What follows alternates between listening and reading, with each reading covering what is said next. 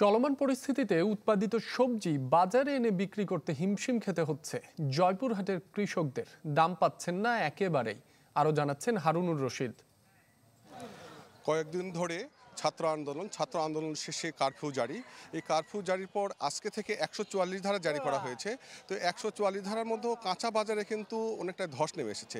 কৃষকরা তাদের কাঁচামাল নিয়ে বাজারে নিয়ে এসে কিন্তু তারা বিক্রি করতে পারছেন না। আপনারা জানেন যে জয়পুরহাট জেলা একটি কাঁচামালের জন্য বিখ্যাত। এখানকার মাল দেশে বিভিন্ন প্রান্ত চলে যায়, কিন্তু সেই কৃষকরা যে এক সপ্তাহ আগে যে এক পিস লাউ বিক্রি করছেন, তারা বলছেন যে 50 টাকা, সেটি এখন বিক্রি করছে আজকে নিয়ে এসে 20 টাকা 15 টাকা পিস। পটল বিক্রি হয়েছে এর আগে 40 টাকা 50 টাকা কেজি, সেই পটল আজকে 16 থেকে 20 টাকা কেজি ধরে পাইকারি দামে বিক্রি হচ্ছে। কিন্তু সেই অন্যান্য যে আরও মালামাল কাঁচামাল আছে সেগুলো কিন্তু তারা কৃষকরা যে বাজারে নিয়ে এসেছেন সেটাও বিক্রি করে তারা টাকা কিন্তু তারাও সেটা পাচ্ছে না। তো আমি যদি একটু দেখাই যে বাজারে কিন্তু অনেক মালের এখানে আজকে সমন ঘটেছে, কিন্তু সেই হিসাবে কোনো এখানে ক্রেতা না থাকায় কিন্তু এই যারা কৃষকরা আসছেন কৃষকরা কিন্তু বিপাকে পড়ছেন। আর যারা এখানে আরও যারা মাল কিনেছেন তারাও বলছেন যে আমরা মালগুলো কিনেছি, এটা পাঠাতেও কিন্তু এখন আমাদের অনেক খরচ লাগা যাচ্ছে। কিন্তু এই খরচ পড়ছে কিন্তু ঠিকই, কিন্তু সেই হিসাবে তারা কিন্তু টাকাও পাচ্ছেন না।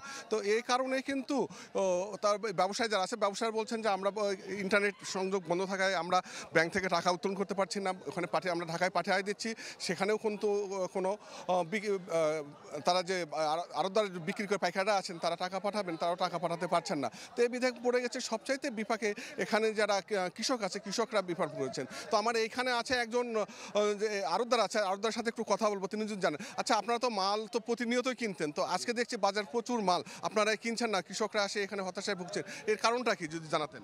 আজকে প্রচুর মাল, আমাদের ব্যাংক বন্ধ, এই কারণে আমরা মালটাল কিনতে পারতেছি না।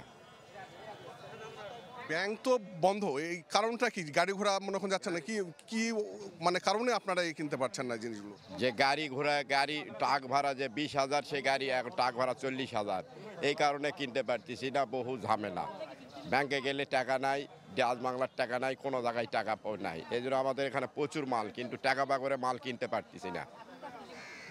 তো একজন আরতদার তিনি যেটি জানালেন যে তারা মাল কিনবেন কিন্তু টাকা নাই, কৃষকদের সে টাকা দিতে হবে। কৃষকরাও এসে মানে কত 2-3 দিন ধরে তারাও কিন্তু বাকি যারা দিয়ে গেছেন সে টাকা তারা পাচ্ছেন না। তো এবার সব কিছু মিলিয়ে কিন্তু এখানে কাঁচা বাজারে কিন্তু একটা ধস নেমে এসেছে। তো এই ছিল জয়পুরহাটের এই কাঁচা বাজারের সর্বশেষ পরিস্থিতি।